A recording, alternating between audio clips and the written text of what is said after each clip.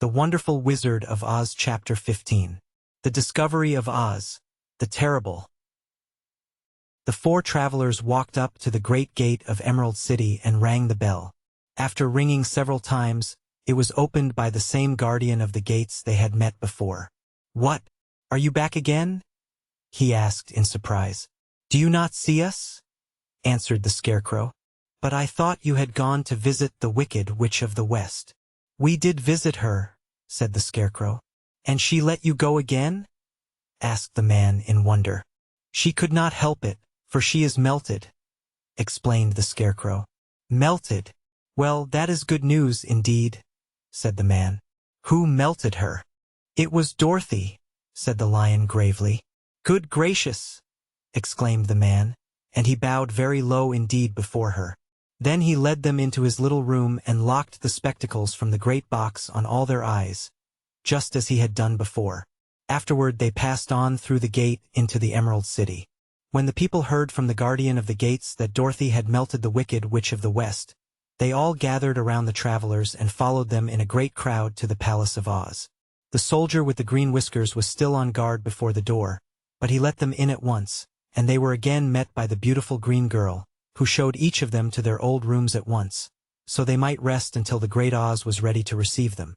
The soldier had the news carried straight to Oz that Dorothy and the other travelers had come back again, after destroying the Wicked Witch, but Oz made no reply. They thought the great wizard would send for them at once, but he did not. They had no word from him the next day, nor the next, nor the next. The waiting was tiresome and wearing, and at last they grew vexed that Oz should treat them in so poor a fashion, after sending them to undergo hardships and slavery. So the Scarecrow at last asked the green girl to take another message to Oz, saying if he did not let them in to see him at once they would call the winged monkeys to help them, and find out whether he kept his promises or not. When the wizard was given this message, he was so frightened that he sent word for them to come to the throne room at 4 minutes after 9 o'clock the next morning. He had once met the winged monkeys in the land of the West, and he did not wish to meet them again. The four travelers passed a sleepless night, each thinking of the gift Oz had promised to bestow on him. Dorothy fell asleep only once, and then she dreamed she was in Kansas, where Aunt Em was telling her how glad she was to have her little girl at home again. Promptly at 9 o'clock the next morning the green-whiskered soldier came to them, and 4 minutes later they all went into the throne room of the great Oz. Of course each one of them expected to see the wizard in the shape he had taken before, and all were greatly surprised when they looked about and saw no one at all in the room. They kept close to the door and closer to one another, for the stillness of the empty room was more dreadful than any of the forms they had seen Oz take. Presently they heard a solemn voice that seemed to come from somewhere near the top of the great dome, and it said, "I am Oz, the great and terrible. Why do you seek me?" They looked again in every part of the room, and then, seeing no one, Dorothy asked, "Where are you?" "I am everywhere," answered the voice, "but to the eyes of common mortals I am invisible. I will now seat myself upon my throne, that you may converse with me." Indeed, the voice seemed just then to come straight from the throne itself. So they walked toward it and stood in a row while Dorothy said, "We have come to claim our promise, O Oz." "What promise?" asked Oz. "You promised to send me back to Kansas when the Wicked Witch was destroyed," said the girl. "And you promised to give me brains," said the Scarecrow. "And you promised to give me a heart," said the Tin Woodman. "And you promised to give me courage," said the Cowardly Lion. "Is the Wicked Witch really destroyed?" asked the voice, and Dorothy thought it trembled a little. "Yes," she answered. "I melted her with a bucket of water." "Dear me," said the voice. "How sudden! Well, come to me tomorrow, for I must have time to think it over." "You've had plenty of time already," said the Tin Woodman angrily. "We shan't wait a day longer," said the Scarecrow. "You must keep your promises to us," exclaimed Dorothy. The lion thought it might be as well to frighten the wizard, so he gave a large, loud roar, which was so fierce and dreadful that Toto jumped away from him in alarm and tipped over the screen that stood in a corner. As it fell with a crash they looked that way, and the next moment all of them were filled with wonder. For they saw, standing in just the spot the screen had hidden, a little old man, with a bald head and a wrinkled face, who seemed to be as much surprised as they were. The Tin Woodman, raising his axe, rushed toward the little man and cried out, "Who are you?" "I am Oz, the great and terrible," said the little man, in a trembling voice. "But don't strike me. Please don't, and I'll do anything you want me to." Our friends looked at him in surprise and dismay. "I thought Oz was a great head," said Dorothy. "And I thought Oz was a lovely lady," said the Scarecrow. "And I thought Oz was a terrible beast," said the Tin Woodman. "And I thought Oz was a ball of fire," exclaimed the Lion. "No, you are all wrong," said the little man meekly. "I have been making believe." "Making believe!" cried Dorothy. "Are you not a great wizard?" "Hush, my dear," he said. "Don't speak so loud, or you will be overheard, and I should be ruined. I'm supposed to be a great wizard." "And aren't you?" she asked. "Not a bit of it, my dear. I'm just a common man." "You're more than that," said the Scarecrow, in a grieved tone. "You're a humbug." "Exactly so," declared the little man, rubbing his hands together as if it pleased him. "I am a humbug." "But this is terrible," said the Tin Woodman. "How shall I ever get my heart?" "Or I my courage?" asked the Lion. "Or I my brains?" wailed the Scarecrow, wiping the tears from his eyes with his coat sleeve. "My dear friends," said Oz, "I pray you not to speak of these little things. Think of me, and the terrible trouble I'm in at being found out." "Doesn't anyone else know you're a humbug?" asked Dorothy. "No one knows it but you four and myself," replied Oz. "I have fooled everyone so long that I thought I should never be found out. It was a great mistake my ever letting you into the throne room. Usually I will not see even my subjects, and so they believe I am something terrible." "But I don't understand," said Dorothy, in bewilderment. "How was it that you appeared to me as a great head?" "That was one of my tricks," answered Oz. "Step this way, please, and I will tell you all about it." He led the way to a small chamber in the rear of the throne room, and they all followed him. He pointed to one corner, in which lay the great head, made out of many thicknesses of paper, and with a carefully painted face. "This I hung from the ceiling by a wire," said Oz. "I stood behind the screen and pulled a thread, to make the eyes move and the mouth open." "But how about the voice?" she inquired. "Oh, I am a ventriloquist," said the little man. "I can throw the sound of my voice wherever I wish, so that you thought it was coming out of the head. Here are the other things I used to deceive you." He showed the Scarecrow the dress and the mask he had worn when he seemed to be the lovely lady. And the Tin Woodman saw that his terrible beast was nothing but a lot of skins, sewn together, with slats to keep their sides out. As for the ball of fire, the false wizard had hung that also from the ceiling. It was really a ball of cotton, but when oil was poured upon it the ball burned fiercely. "Really?" said the Scarecrow. "You ought to be ashamed of yourself for being such a humbug." I certainly am," answered the little man sorrowfully. "But it was the only thing I could do.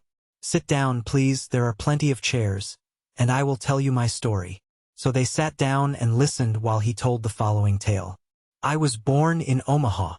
"Why, that isn't very far from Kansas," cried Dorothy. "No, but it's farther from here," he said, shaking his head at her sadly. "When I grew up I became a ventriloquist, and at that I was very well trained by a great master. I can imitate any kind of a bird or beast." Here he mewed so like a kitten that Toto pricked up his ears and looked everywhere to see where she was. "After a time," continued Oz, "I tired of that and became a balloonist." "What is that?" asked Dorothy. "A man who goes up in a balloon on circus day so as to draw a crowd of people together and get them to pay to see the circus," he explained. "Oh," she said, "I know. Well, one day I went up in a balloon and the ropes got twisted so that I couldn't come down again. It went way up above the clouds, so far that a current of air struck it and carried it many, many miles away. For a day and a night I traveled through the air, and on the morning of the second day I awoke and found the balloon floating over a strange and beautiful country.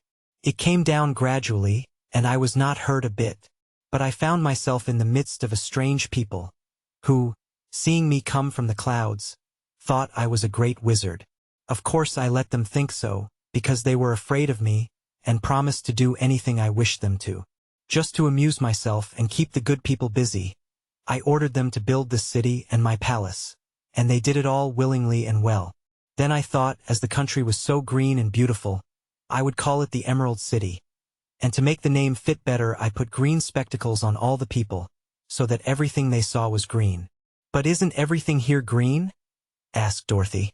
No more than in any other city, replied Oz. But when you wear green spectacles, why, of course everything you see looks green to you. The Emerald City was built a great many years ago, for I was a young man when the balloon brought me here, and I am a very old man now. But my people have worn green glasses on their eyes so long that most of them think it really is an Emerald City, and it certainly is a beautiful place, abounding in jewels and precious metals, and every good thing that is needed to make one happy. I have been good to the people and they like me. But ever since this palace was built, I have shut myself up and would not see any of them. One of my greatest fears was the witches, for while I had no magical powers at all, I soon found out that the witches were really able to do wonderful things. There were 4 of them in this country, and they ruled the people who live in the north and south and east and west. Fortunately, the witches of the north and south were good, and I knew they would do me no harm. But the witches of the east and west were terribly wicked, and had they not thought I was more powerful than they themselves, they would surely have destroyed me. As it was, I lived in deadly fear of them for many years. So you can imagine how pleased I was when I heard your house had fallen on the wicked witch of the east. When you came to me, I was willing to promise anything if you would only do away with the other witch. But now that you have melted her, I am ashamed to say that I cannot keep my promises. I think you are a very bad man, said Dorothy. Oh no, my dear. I'm really a very good man, but I'm a very bad wizard, I must admit. Can't you give me brains? Asked the Scarecrow. You don't need them. You are learning something every day. A baby has brains, but it doesn't know much. Experience is the only thing that brings knowledge, and the longer you are on Earth, the more experience you are sure to get. That may all be true, said the Scarecrow. But I shall be very unhappy unless you give me brains. The false wizard looked at him carefully. Well, he said with a sigh, I'm not much of a magician, as I said, but if you will come to me tomorrow morning, I will stuff your head with brains. I cannot tell you how to use them, however. You must find that out for yourself. Oh, thank you, cried the Scarecrow. I'll find a way to use them, never fear. But how about my courage? Asked the Lion anxiously. You have plenty of courage, I am sure, answered Oz. All you need is confidence in yourself. There is no living thing that is not afraid when it faces danger. The true courage is in facing danger when you are afraid, and that kind of courage you have in plenty. Perhaps I have, but I'm scared just the same, said the Lion. I shall really be very unhappy unless you give me the sort of courage that makes one forget he is afraid. Very well, I will give you that sort of courage tomorrow, replied Oz. How about my heart? Asked the Tin Woodman. Why, as for that, answered Oz, I think you are wrong to want a heart. It makes most people unhappy. If you only knew it, you are in luck not to have a heart. That must be a matter of opinion, said the Tin Woodman. For my part, I will bear all the unhappiness without a murmur, if you will give me the heart. Very well, answered Oz meekly. Come to me tomorrow and you shall have a heart. I have played wizard for so many years that I may as well continue the part a little longer. And now, said Dorothy, how am I to get back to Kansas? We shall have to think about that, replied the little man. Give me 2 or 3 days to consider the matter, and I'll try to find a way to carry you over the desert.